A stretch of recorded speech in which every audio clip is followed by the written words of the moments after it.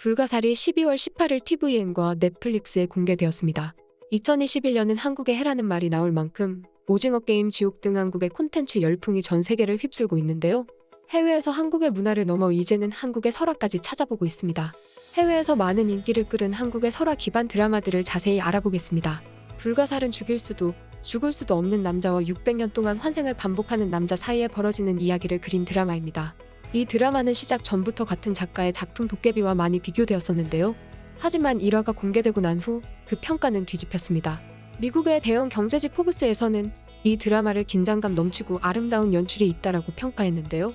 불가사리는 한국의 전설에 기반한 드라마이다. 이 드라마의 이야기는 놀랄 정도로 빠르게 전개되며 그런 상황에서도 긴장감과 재미를 잃지 않는다. 괴물에 관한 이야기지만 불가사리는 신기할 정도로 아름답다. 노래하는 듯한 비주얼과 연출은 본래 잔인하고 보기 힘든 괴물이 나오는 판타지 장르를 한국답게 초월한다. 원래 장르의 팬들만 볼 수 있는 생소한 장르를 대중들이 즐길 수 있게 만드는 능력은 한국을 따라갈 수 없다. 이런 연출 능력은 매력적이고 사람들을 끌어들인다. 이렇게 신선하게 사람들을 끌어들이는 능력은 한국 고유의 것이다. 이렇게 말하며 한국만이 자국의 전설을 전 세계인들이 볼만하게 만들 수 있다고 평가했습니다. 해외의 영화 리뷰어들도 이 드라마를 호평했는데요. 더 루비 튜스데이라는 리뷰어는 이렇게 평가했습니다. 이 드라마는 1편당 1시간이 넘는다. 이해가 된다. 서로 다른 이야기를 하지만 그게 큰 줄기를 따라가는 건 한국 드라마의 특징이며 해외 드라마들이 못하는 점이라 생각한다. 그래서 요즘에는 한국 드라마라 하면 무조건 보는 편이다. 한국의 드라마가 나올 때마다 너무 신난다. 한국의 드라마의 첫 번째 큰 특징은 일하는 드라마의 설정과 배경을 설명한다는 것이다. 한국의 드라마는 서사와 공감을 중요시하기 때문에 인물들의 이야기를 우리에게 공감시킨다. 그래서 한국의 드라마는 처음 접하기 힘들지만 빠져들기는 너무 쉽다.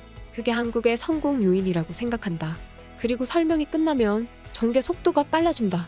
장르의 특성상 잔인한 장면이 많을 것 같지만 생각보다 많지 않고 볼만하다. 한국의 두 번째 특징이다. 한국은 보기 힘든 장르를 가지고 대중적으로 만드는 것에 탁월하다. 그렇게 첫 화를 다 보고 나서 나는 내가 이미 빠져있다는 걸 깨달았다. 역시나 한국의 문화는 재미있는 것 같다. 설화에까지 빠질 수 있다는 건 몰랐지만 이미 빠져있는 것 같다. 이렇게 말하며 한국의 설화까지 전 세계인들이 즐길 수 있는 드라마로 만드는 능력을 칭찬했습니다. 이처럼 해외에서는 한국인이 아니면 접해볼 수 없는 한국 설화 기반 드라마들도 많은 인기를 끌고 있는데요. 대표적으로 이 두 가지 작품들이 있습니다. 첫 번째는 도깨비입니다. 도깨비는 2016년에 나왔음에도 해외에서는 2020년까지 최고의 한국 드라마로 불렸었는데요. 미국의 초대형 전문 리뷰 사이트 스크린한트에서는 2020년 이런 기사를 내기도 했습니다. 도깨비는 수많은 팬에게 10점 만점에 10점이라고 평가받는다. 그리고 이 드라마가 나온 지 4년이 됐음에도 최고의 한국 드라마인 이유는 5가지가 있다. 첫 번째는 신선하고 재미있는 소재이다. 한국의 설화를 기반으로 하는 이 드라마는 굉장히 신기하고 재미있다. 한국만의 설화인 도깨비를 기반으로 하고 있는 것처럼 도깨비를 알지 못하면 놓치는 부분들이 많다. 만약에 도깨비에 대해 알지 못하고 이 드라마를 봤으면 도깨비를 공부하고 드라마를 봐보는 걸 추천한다. 이미 재미있는 드라마가 100배는 더 재미있어질 것이다. 두 번째는 장르의 혼합이다. 한국의 드라마는 많은 장르를 자연스럽게 혼합하는 것으로 유명하다. 그리고 도깨비는 한국의 능력의 최대치를 보여주는 것 같다. 이 드라마에는 모든 장르가 다 있다. 로맨스, 공포, 스릴러, 코미디, 그리고 판타지. 섞을 수 있는 장르를 다 섞은 것 같다. 해외의 드라마들은 두 개의 장르를 섞어도 자연스럽지 못한 경우가 많지만 한국의 드라마들은 수많은 장르는 해외와 비교도 안 되게 자연스럽게 혼합한다. 특히나 도깨비는 이 많은 장르는 완벽하게 혼합한다. 세 번째는 그냥 보통의 로맨스가 아니라는 점이다. 본래 로맨스 드라마는 두 개의 커플을 비추는 경우가 많다. 그리고 이 두 개의 커플에는 연결점이 있으며 삼각관계로 이어지는 경우가 많다. 하지만 도깨비는 그렇지 않다. 두 개의 커플을 완전히 따로 분리하지만 동시에 자연스럽게 이야기를 풀어낸다. 네 번째는 극중 캐릭터들이 자연스럽게 서로에게 스며든다는 점이다. 세 번째 이유처럼 커플들이 완전히 따로 분리됐음에도 두 커플이 서로 운명적으로 만났다는 느낌이 들게 만든다. 사랑이 아닌 자연스러운 친분으로 그들은 이어져 있고 그런 점은 극을 더 현실적이고 공감할 수 있게 만든다. 마지막 이유는 바로 연출과 비주얼이다.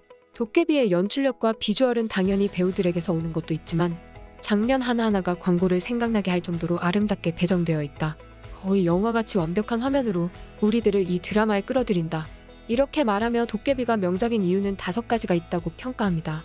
전문가들 뿐만이 아니라 해외 팬들도 이 드라마를 호평하는데요. 도깨비는 시간의 흐름을 거스르는 드라마인 것 같아. 아직도 완벽한 드라마야. 이 드라마는 완전히 다른 단계에 있다고 생각해. 이렇게 완벽한 드라마는 다시는 나오지 않을 것 같아. 특히 OST? 이 드라마의 OST는 너무 아름답고 장르 혼합도 배우들의 연기도 완벽해. 이 드라마의 로맨스를 쌓아가는 과정이 너무 완벽했어. 우리가 감정이입할 수 있는 속도로 완벽하게 전개된 것 같아. 4년 뒤에도 나는 이 드라마를 보고 있는 게 너무 신기해. 도깨비는 완벽해. 드라마의 전설을 쓴 것 같아. 내가 처음으로 본 한국 드라마야. 이 드라마를 보고 난 한국 드라마의 세계에 빠져버렸지. 모든 게 완벽해. 나는 이 드라마를 팬데믹이 시작하고 봤어. 너무 다행이야. 이 드라마 덕분에 자가격리가 너무 재미있었어. 이 한국의 드라마에서 이 커플과 비교할 수 있는 커플은 커피 프린스밖에 없는 것 같아. 배우들의 호흡이 너무 좋았어. 도깨비는 몇 번을 봐도 재미있는 것 같아. 음악, 배우, 유머 다 완벽했어. 이렇게 도깨비는 시대를 거스르는 명작이라고 평가합니다. 두 번째 드라마는 오나의 귀신님입니다. 오나의 귀신님은 태국에서 리메이크가 나올 정도로 해외에서 많은 인기를 끌었던 작품인데요. 한국의 처녀 귀신을 기반으로 만든 로맨틱 코미디 드라마입니다. 태국의 리메이크는 한국 드라마의 해외 리메이크가 그렇듯이 원작을 따라가지 못했다는 평가를 받고 있는데요. 한국의 원작은 2021년에 재방송되기도 하는 듯이 아직도 많은 인기를 끌고 있습니다. 해외 전문 리뷰 사이트 디사이더에서는 이렇게 평가하는데요. 오나이 귀신님은 몸에 좋다고 할 수 있다. 매우 건강한 양의 코미디와 초현실적인 설정을 포함하고 있으며 우리들이 원하는 것을 충족시킨다. 당신은 이 드라마의 일화를 보고 나면 더 보고 싶어서 안달이 날 것이다. 다행히도 이미 종영하여 모든 회차가 올라와 있다. 한국인들은 이 드라마를 한국만의 아름다운 이야기와 연출력을 통해 우리들을 빠져들게 했고 우리는 이 드라마를 안 보면 건강에 이상이 생길 정도로 깊게 빠져버렸다. 한국의 능력은 너무나 대단한 것 같다. 이렇게 말하며 이 드라마를 봐야 하는 이유를 재미있게 표현했습니다. 또한 태국의 리메이크에 대해선 이렇게 말했는데요. 여러분은 이 리메이크 버전을 잘 찾지 못할 것이다. 원작이 너무 재미있기 때문이다. 특히나 원작이 재방송도 되고 넷플릭스에도 올라온 만큼 이 리메이크를 찾는 사람들이 없는 게 크다. 역시나 한국의 드라마는 리메이크하는 게 아닌 것 같다. 한국 특유의 비틀기와 장르를 혼합하는 능력은 따라하기 힘들다. 아니, 거의 불가능하다. 이렇게 말하며 한국의 드라마의 느낌을 다른 나라에서 모방하는 건 거의 불가능하다고 평가합니다.